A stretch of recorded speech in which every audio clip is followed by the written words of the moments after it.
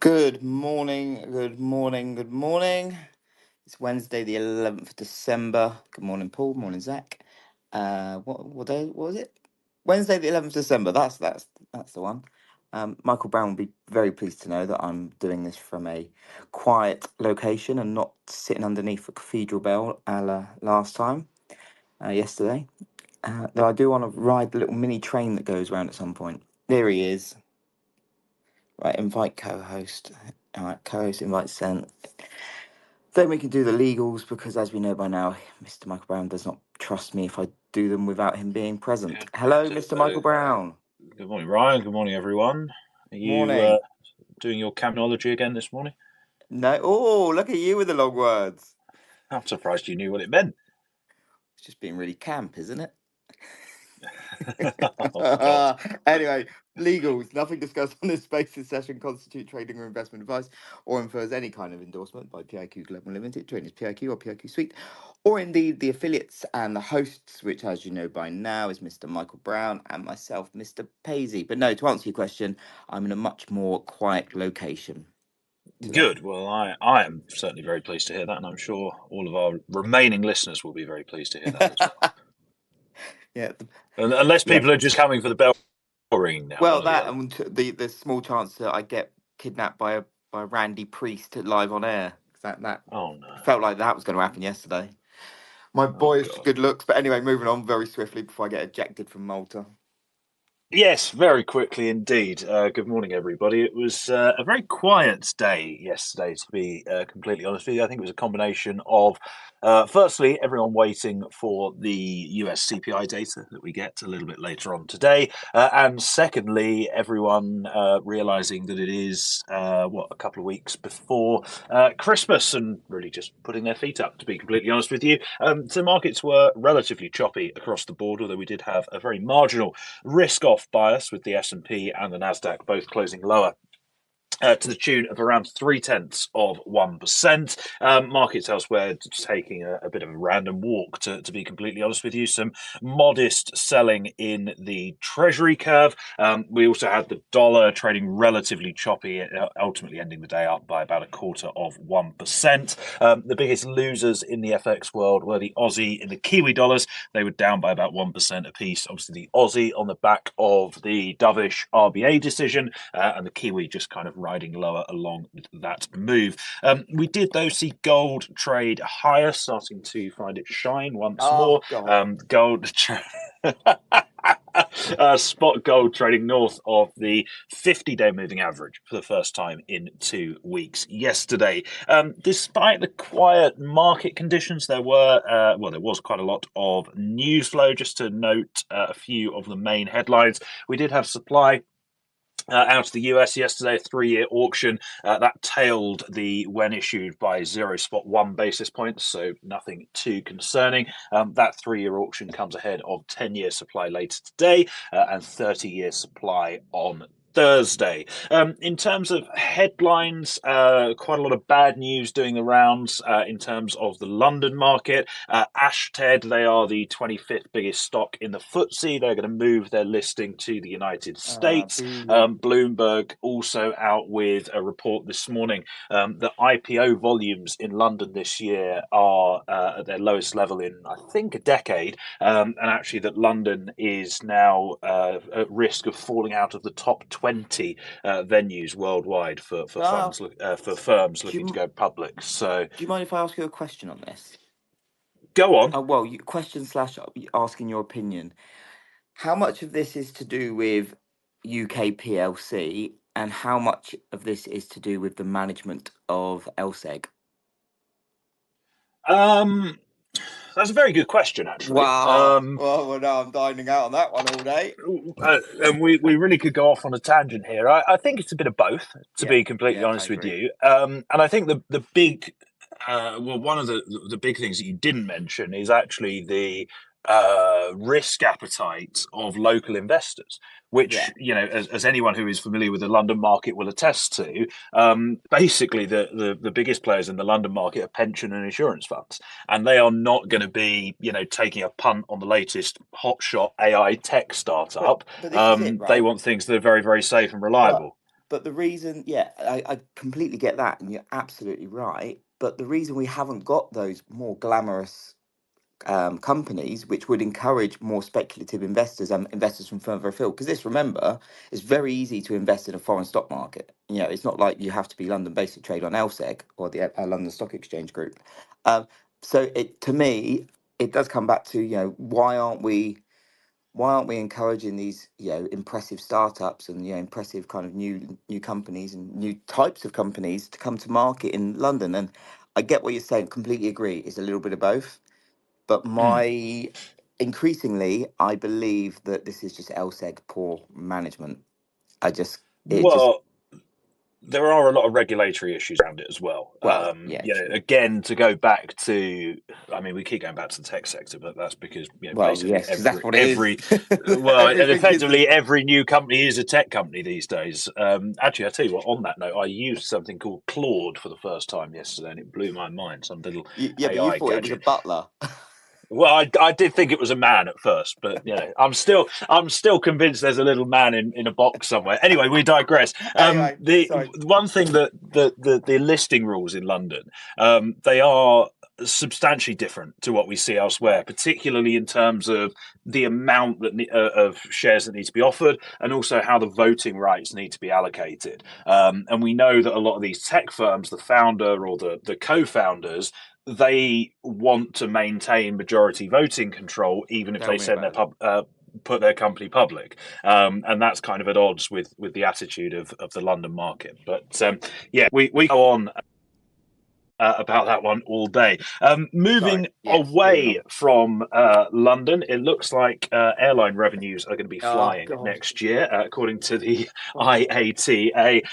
Revenues are set to rise by 16% on an annual basis to just over £36 billion soaring, in soaring. 2025.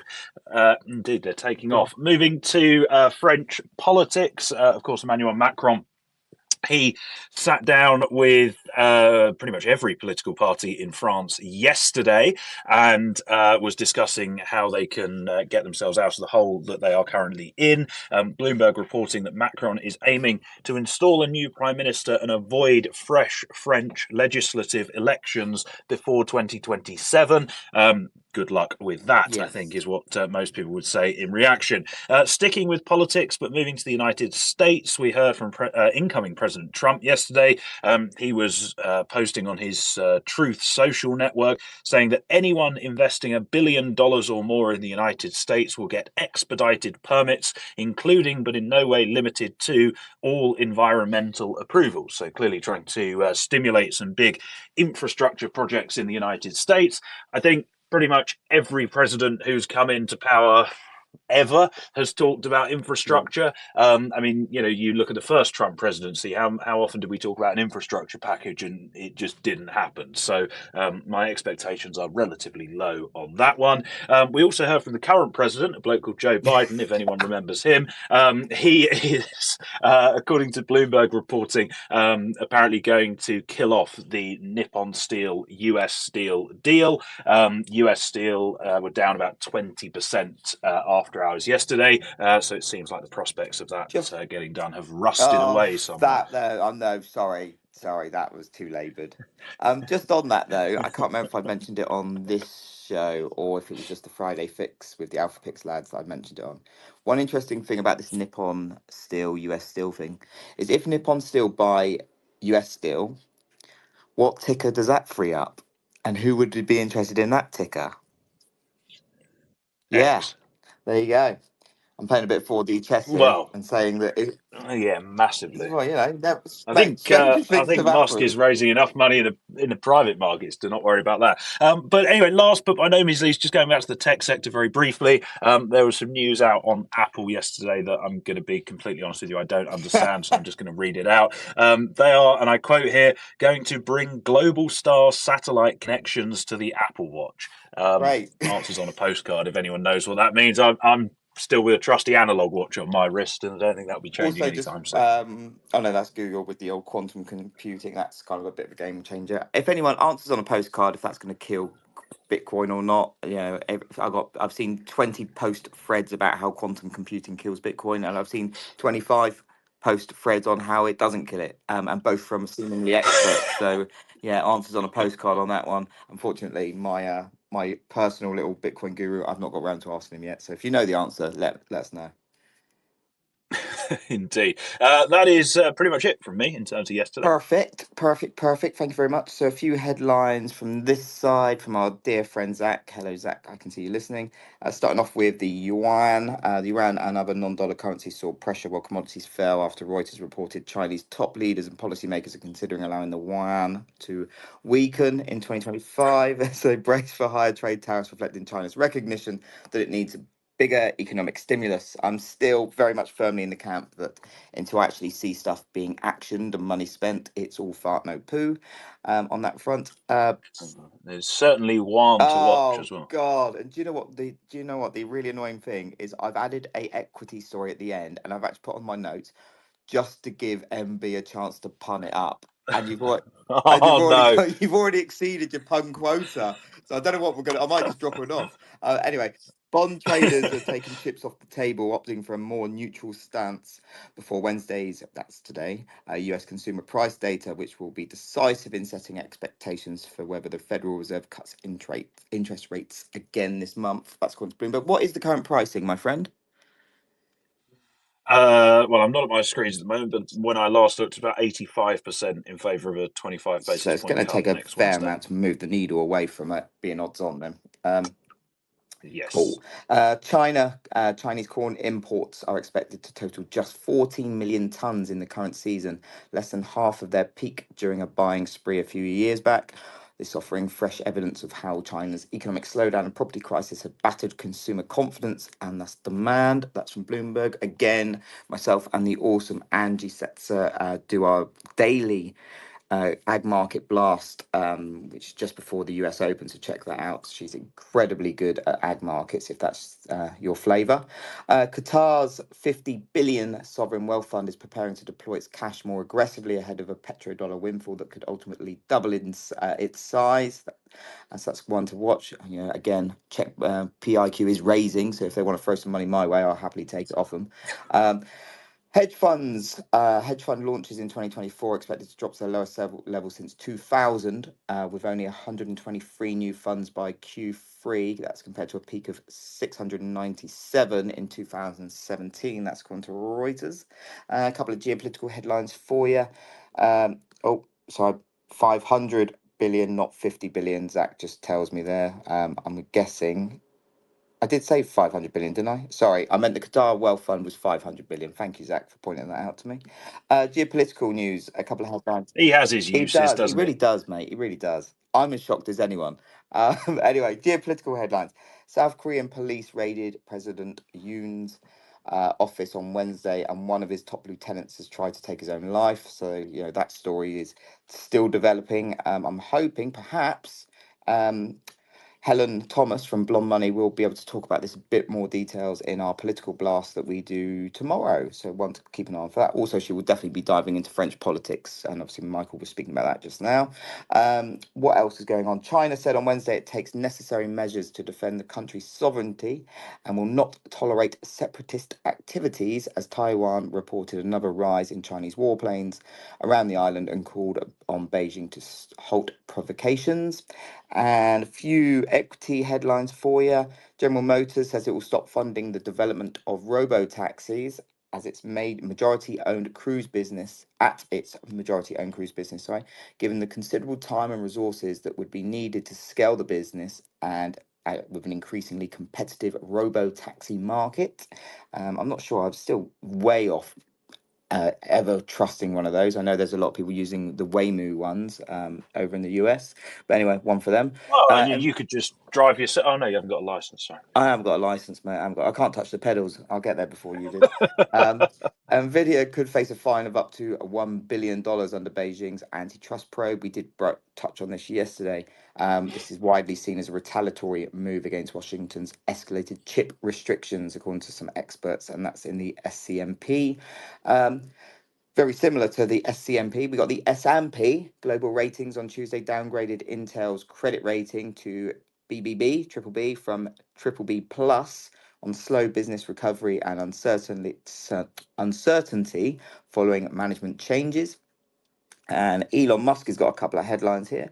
Elon Musk's SpaceX has been valued at 350 billion. 350. Zach, just making sure I get that one in there. In a new, in a new, and that's billion with a B.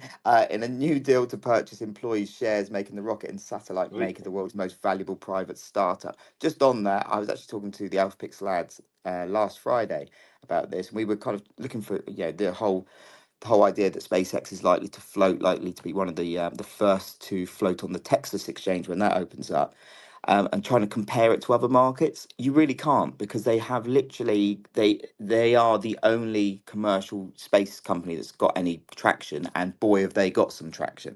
So that'd be one to watch, and fair play to Elon Musk for spinning that one up. Sticking with Elon, Tesla sold 21,900 electronic vehicles in China during the first week of December, marking its highest weekly sales in Q4 2024. The record follows a strong November with over 73,000 vehicles sold in November, bolstered by the Model Y's dominance as China's top-selling passenger vehicle. That might be the model, but BYD still absolutely piss all over them in terms of total sales. So let's not get too frothy knickers on that one. What else we got?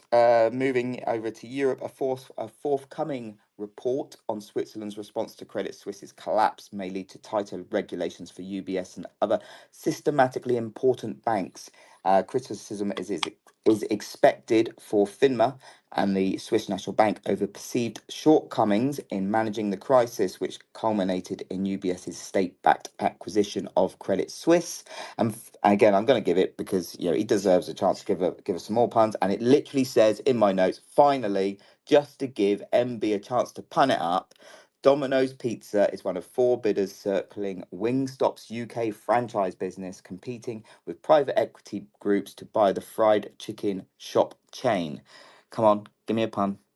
Well, no, I'm not going to, because I did. Oh, Yes. see that, Well, right, listeners, see that? He folds under pressure. See no, that? no, no, no, no, no, no, no, no, no, no, no, no. I did make a pun yesterday, and I'm going to try and somehow add it to this thing here in my comment. There we go. Uh, I did make a pun yesterday, and it caused absolute outrage among the desk at News Squawk. I've added it to the comments here, Oh so I, God. I I won't do it again. What I will do though is talk about what's come up today, because there is quite a Oh, lot. that's awful. I've just read it. Sorry. Yeah, carry on. Do you see why I don't want to repeat it Yeah, yeah, no, I can understand why you didn't want to say that out loud. Yeah, yeah. Fair now? play. Right, in terms of today, then, it is, of course, CPI day in the United States. November's Woo. inflation figures due at 1:30 this afternoon. At a headline level, we're expecting prices to have risen by 0.3% on a monthly basis. That would be 0.1% higher than we saw in October. While on an annual basis, we're expecting prices to have risen by 2.7%. That would be higher than the 2.6% that we saw in October, and also a print in line with consensus would be the highest headline inflation rate since July. Stripping out energy and food prices to get the core metric, that is seen rising by 0.3% on the month, unchanged from what we saw in October. While on an annual basis, we're also expecting core CPI to remain unchanged at 3.3% year on year, and that would be unchanged for the third month in a row. As we were just discussing, the US OIS curve pricing about an 85% chance of a 25 basis point cut from the Fed in December. And it is tough to see the CPI figures today materially shifting that pricing, certainly with the Fed focused squarely on the labour market side of the dual mandate. And after unemployment came in at a higher than expected 4.2% in the November jobs report, which came out on Friday. In terms of financial markets, S&P 500 options, they price a move on the day of 0.7% to the up or downside, with one standard deviation of confidence. That is the lowest implied move that said options have priced on CPI day since early 2021. And I think that's reflective, firstly, of the time of year and the fact that things are a little bit quieter than usual, but secondly, the fact that inflation has faded in its importance in determining the future trajectory of monetary policy, although, of course, that may change change in the first quarter of next year as risks around the inflation outlook become more two-sided in the early days of a Trump presidency. Nevertheless, I think the CPI figures today are highly unlikely to be a game changer in any sort of significant way for what we're going to get from the Fed next Wednesday evening. Speaking of monetary policy decisions, we also have a decision due today from the Bank of Canada, where both consensus and money markets expect a 50 basis point cut to 3.25%. And that would be the second straight jumbo rate cut from the Bank of Canada. Money markets pricing that at around an 80% chance, with the balance in favour of a more modest 25 basis point move. Although, of course, focus over the BOC decision will largely be on the bank's guidance and whether they indicate that the pace of rate cuts may slow as they bring rates back to a more neutral level. Going into for those who watch it, dollar CAD is trading at or very, very close to its highest level in 4 years. So the market is somewhat delicately poised going into that decision at 2:45 this afternoon, London time. In terms of other bits and bobs to keep an eye on, there are a couple of notable earnings releases before the open today. We hear from Macy's. Of course, this is a delayed earnings report after the delivery fraud issues that were unveiled a couple of weeks ago. So we'll see how they have impacted the figures. And after the market close, we hear from Adobe. In terms of central bank speakers, there are none. Rejoice. And in terms of supply, as I mentioned earlier on, we do have a 10-year auction from the United States, $39 billion worth, being auctioned off at 6 o'clock this evening, London time. And that is it from me. Well, thank you very much for that. I just leave everyone with a little bit of a something that popped up on my radar this morning, which it's probably been this case for a couple of days, but I've only just noticed it. But for what it's worth, Nigel Farage is currently the market favourite to be the next UK Prime Minister after Keir Starmer. A lot can change, obviously, but one to keep an eye on, especially with all the loving he's getting from Elon Musk at the moment. But anyway, we digress, and obviously tomorrow is the politics blast with Helen, so hopefully more on that tomorrow. But Mr. Brown, thank you very much as usual. Listeners, thank you as always for tuning in, and we will see you tomorrow. We will indeed. See you later. Bye-bye. Bye bye.